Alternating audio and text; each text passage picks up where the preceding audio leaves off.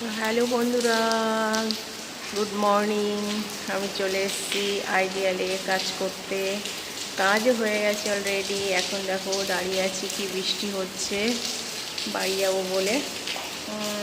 একটা দিদি এসছে আমেরিকা থেকে, তো বলেছিল 27-28 তারিখে কাজটা করে দিতে। তাই যতই বৃষ্টি হোক, ঝড় হোক, তুফান হোক, চলে এসেছি আমি আমার ডিউটিটা পালন করতে।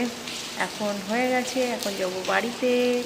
তো ভাবছি একটু ওয়েট করি, বৃষ্টি হচ্ছে সেহেতু যেতে পারছি না। তাই বৃষ্টির জন্য ওয়েট করছি, একটু ধরন দিলেই চলে যাব। বৃষ্টির দিনে কে কেমনভাবে কাটাচ্ছ প্লিজ আমাকে কমেন্টস করে জানাবে। এখন আমি বাড়ি যাবো, বাড়ি গিয়ে খাবো, খেয়ে।